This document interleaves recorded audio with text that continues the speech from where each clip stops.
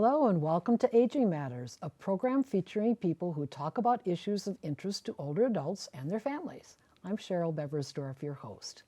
Today, Aging Matters offers another Stories of Life program where guests talk about how their life experiences made a difference to them and to their community. My guest is Daniel Nee, artist, teacher, author, and creator of a unique art form called coolligraphy, which he will demonstrate for us during the program today. Daniel will talk about his life and how he uses art to interpret everyday objects through the celebration of color, light, texture, and composition. He will also discuss his two books, one about the impact art has had in his life, and the second, a reflection on his transition from Chinese resident to U.S. citizen. So welcome, Daniel, and thank you for joining me today. Cheryl, thank you. I'm so excited. Thank you for having me. Well, I want to hear a lot about where you were born. We wanted to hear about where you were born and raised and describe your early years. Sure. I was born in Shanghai, China. Shanghai is a city like New York of China and has 25 million people. I was born there and raised there. I went to high school there, and then I got a full scholarship and came to the United States. So, when did you come to the United States? In 1981, January, and it was considered quite earlier. First, a few groups of Chinese students arrived in the United States after the Mao period, as some people know the history. Okay, so you came as a student. As a student, yes. For college. For college. I went to Wake Forest University in Winston-Salem, North Carolina, on an art scholarship. Okay. Then I went to American University, did my master's there. So what I'm hearing is that you were thinking already about art when you got the scholarship. That's something that you wanted to do, that you developed back home? Or? Well, let me introduce myself a little bit, make the long story short. I was a kid, loved art. My father was a single parent, and he tried to keep me quiet and nice to be with the babysitter. So I loved to draw at that time, and just like any other kids, gradually I really developed a passion for art. And then my father got a private teacher, and I studied art. I took private lessons, and then I became quite a good young artist at that time. And then that period, some people, if do know Chinese history, is what we call the Cultural Revolution. At that time, China and the United States totally cut off. And then after the Mao's period, China started to open it up. And that time, a lot of young people wanted to go to West to study. And then I was one of them. Was the application process very difficult? That time was quite difficult because, as some of you know, during that period of China, and all the people, the salary, although my father was a teacher, and salary was very low, and if to send any of their kids to United States, there was no way to pay such a high tuition. So I applied for scholarship. And so that process took a long time. And so when you began your undergraduate work, which was at Wake Forest. Wake Forest University in Winston-Salem. Did you already have North Carolina. A certain style of art that you were focusing on? I studied traditional Chinese painting, and at that time, I did not study Western painting. So Chinese brushwork, use watercolor on rice paper. Okay. And that kind of a traditional Chinese watercolor paintings. So I'm wondering then what led to this very special, unique art form, which you're going to share with us, called coolligraphy. Explain to us how that evolved. Yes, yes. I came to the United States to study oil painting. So that's the pictures just like that. But of course, it has some Oriental flavor there. I developed my own style. But you mentioned that coolligraphy, that's a totally different. That's a type of a calligraphy that I developed. Now, people probably do know Chinese calligraphy. These are Chinese words, what we call Chinese characters, and they are hieroglyphics. They are pictures. Each word is a picture. For example, a word middle, you literally draw a rectangular and then you have a vertical bar. And that image is a word. That's the word middle. That's the Chinese language. But English, I found out that the English is the alphabetical language, A, B, C, D. For example, I will do a demonstration to show you a word change, how you change it. So at that time, I found out if I can develop a unique style by using Chinese calligraphy and combine it with the English letters. But the idea, what I was inspired by my students at that time. I tried to do an experiment and try to see if people can make that kind of transition from linear way of thinking to a pictorial way of thinking.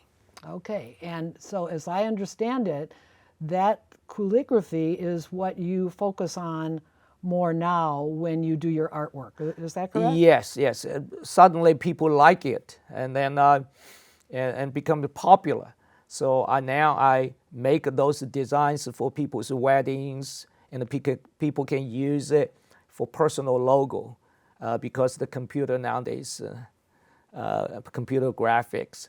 Simply you use a cell phone, take a picture, and then you shrink it small. The image you can shrink it small, and it becomes your personal logo. You can reproduce it on your coffee mug, your T-shirt, etc. So I would assume that because you're talking about personal experiences like weddings or birthdays or whatever, it's become very popular. Yes, yes, it has a practical value, as I said. If I may say, some people even use it very bravely, use it for tattoo. I do not have any tattoo. I even would not think like that way. But I have seen people, many actually. One time I was walking in the street in Detroit. I saw a lady had a tattoo, and I could just spot that was my design. So I actually stopped her. I said, where did you get that tattoo? Or someone maybe copied my design. And then she said, oh, my aunt gave it to me. And she met a Oriental artist in North Carolina. And that time I was living in North Carolina. Then I just say, that was me. So she was very happy. To meet the artist. Yes, yes. And I never dreamed that this becomes a part of American culture. After 30 years, actually, near 30 years, I have been introducing this kind of art to the American population. The calligraphy. Okay. Well, in the upcoming segment of this interview, Daniel will demonstrate his calligraphy technique and explore much more about this art form. So let's take a look. Okay, I'm going to show you all how to practice this art, this unique form of art. Actually, everybody can do this at home. This is the book. As you can see, this book does not have a lot of lectures. Inside is all exercise. I suggest you to do 1 word a day and for 50 days. Now, let me show you this. For some of you like to say, I want to make a change to improve my life. And this art is to demonstrate you the philosophy that I want to explain. There are 2 different ways to change. So say if I write a word to change right here. So see if you can see. If I put the H right here, A right here, C right here, G, and E. Now this is a one way of change.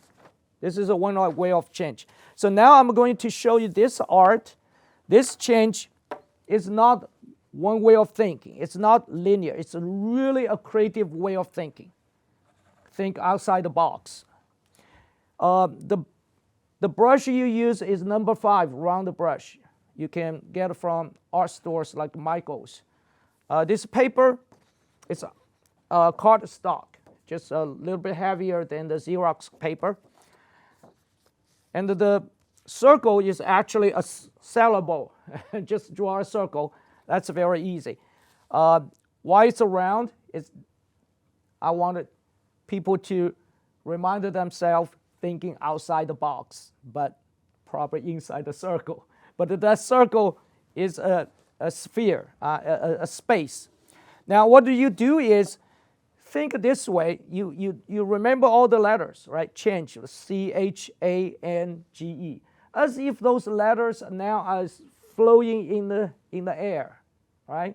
And you will pick up those letters to make a picture that makes sense. Okay, let me demonstrate that to you. So you don't even have to follow that order, C-H-A-N-G-E. You can start it like this.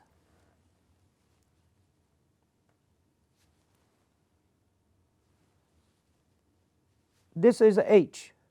I started with the H.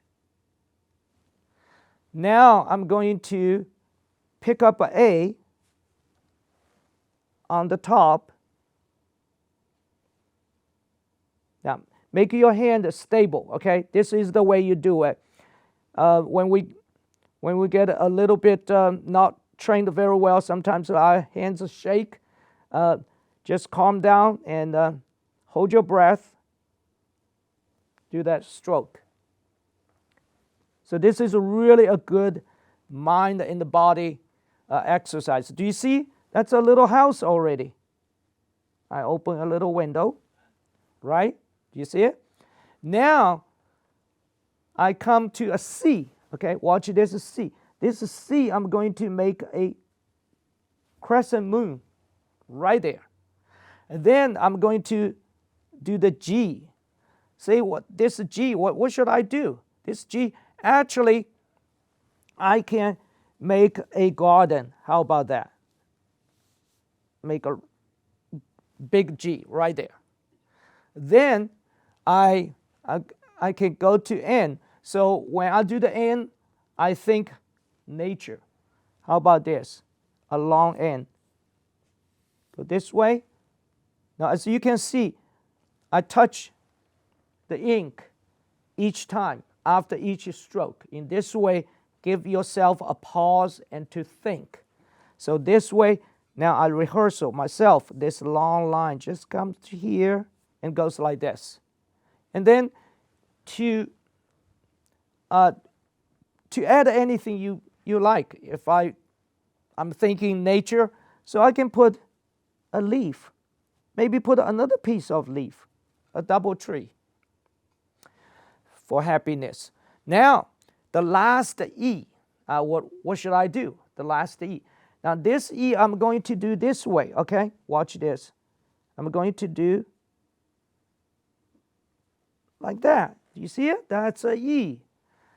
But I'm going to turn that E into a little bird. The bird is coming to smell that piece of leaf. So this is the one. Now, you can have a lot of fun with it. If you buy some color pencils, you can shade. I have one did at home, so I brought here. This is the finished product. Look at this one. As you can see, that E is a sunshine. So you can do many different ways. Now, this art becomes very popular. Let me just sign my signature right here, okay? So I usually sign it right here. Thank you. I hope you enjoyed watching Daniel Nee show us his unique art form called coolligraphy. What a creative way to celebrate special occasions and events. So, lovely work of art, Daniel. Thank you. Hopefully people can understand what I did. Well, and to that point, I'd like to get into one of the books that you wrote, which was about coolligraphy. Am I correct? Sure. So it's called Thinking Outside the Box, Meaningful Words in Coolligraphy. Yes. So yes. what was the message that you wanted to convey in this book? That book is not about a lecture. This book has 50 examples. And I suggest the people to use this book to practice what I did, the calligraphy, this what I call coolligraphy. It's a mind exercise.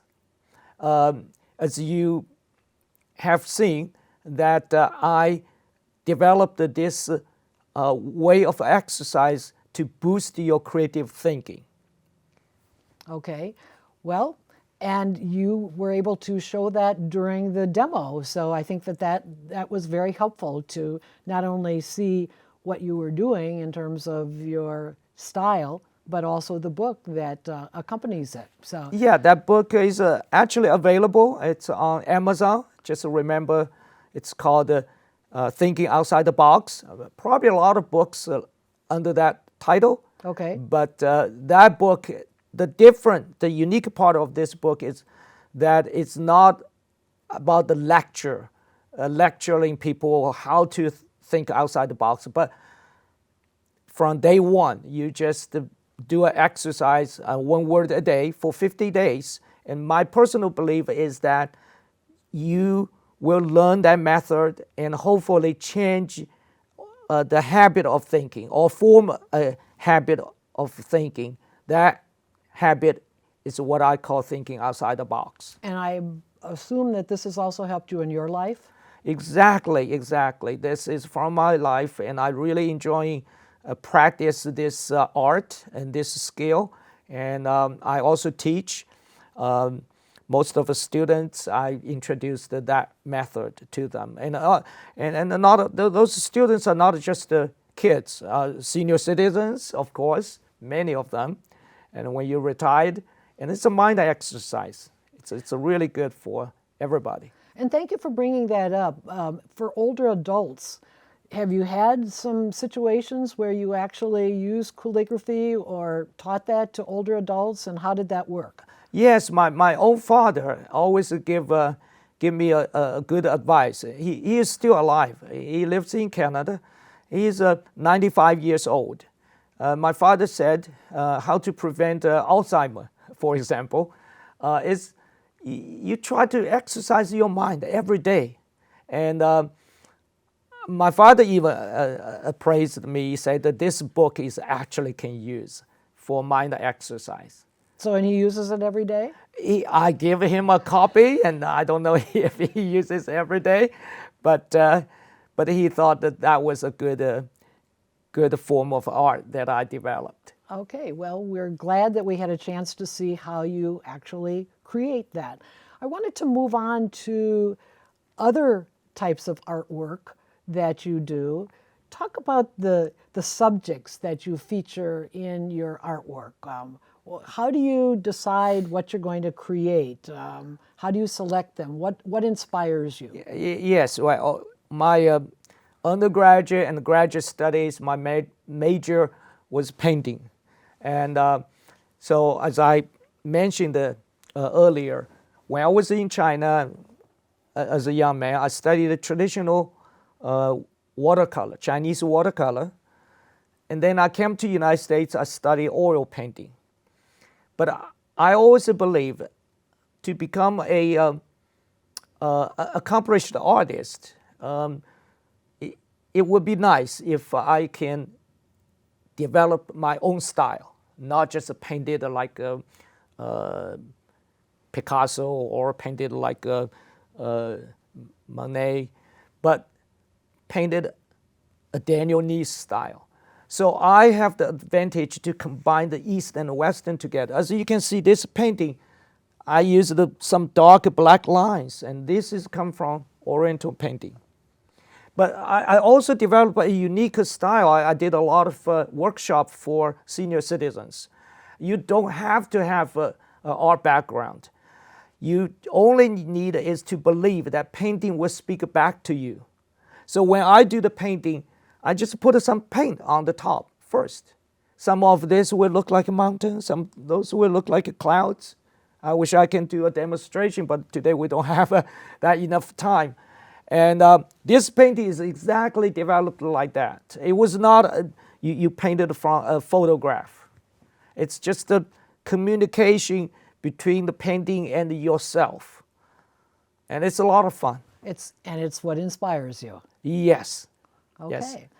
Well, I wanted to also talk about another book that you mentioned that you had written. It's called Building Your Own American Dream. When did you write that? What was the process that led you to write that, and what's it about?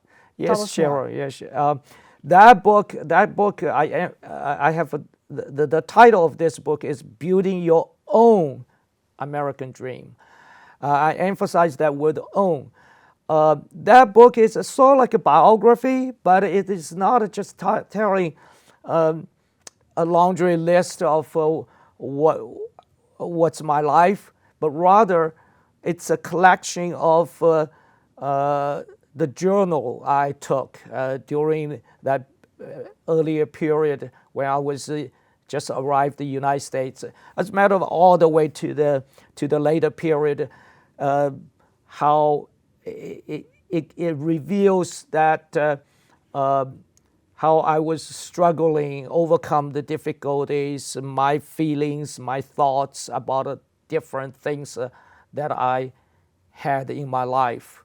So I hopefully this book will also give people's idea how I came to the United States almost penniless. It's all on full scholarship. I was now coming from a rich family, and then become a full-time artist and made a living and become a middle-class member.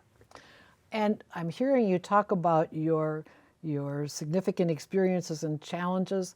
Have there also been certain joys, or what has really made you very happy as a citizen here in the United States? Of course. I enjoy the challenge, and I enjoy learning the new culture, and also really appreciate all these people who helped me during that period. I love America. I love American people.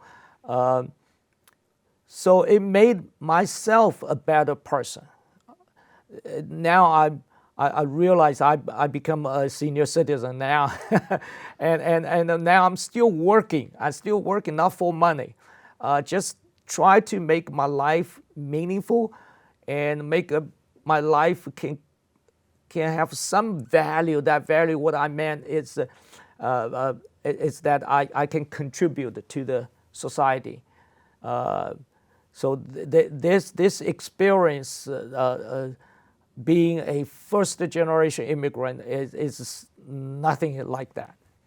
And any future plans that you have in terms of your artwork, or any new techniques you're going to develop? Yes. As an artist, when you sit down to do a painting, you always do the planning and see the whole picture.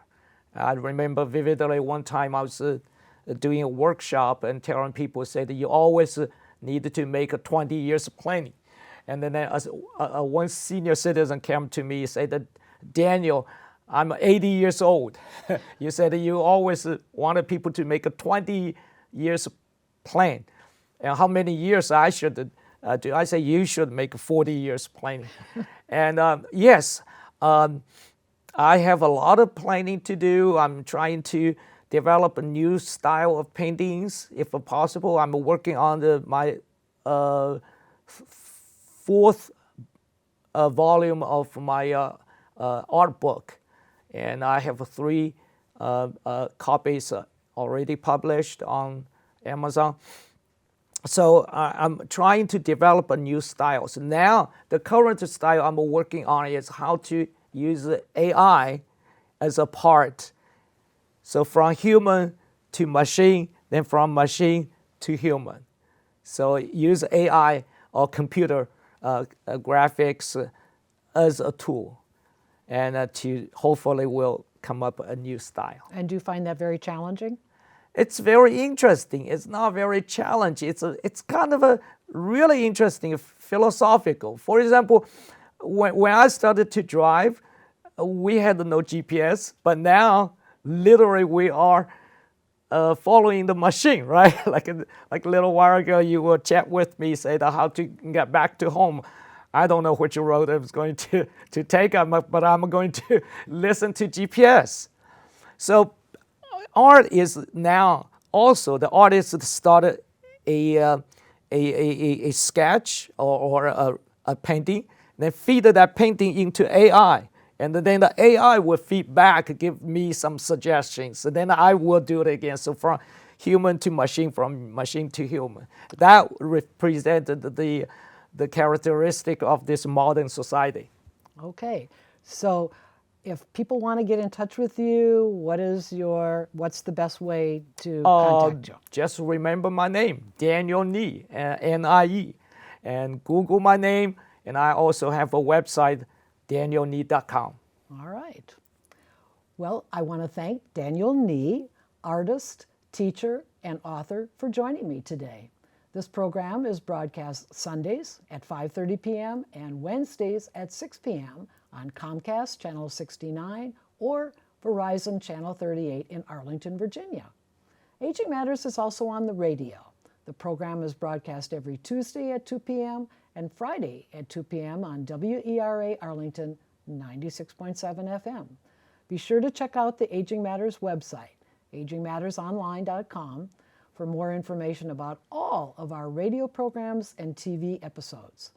Thank you for watching the program today. Please join me again for the next Aging Matters show. And until then, remember, age is just a number, not a label.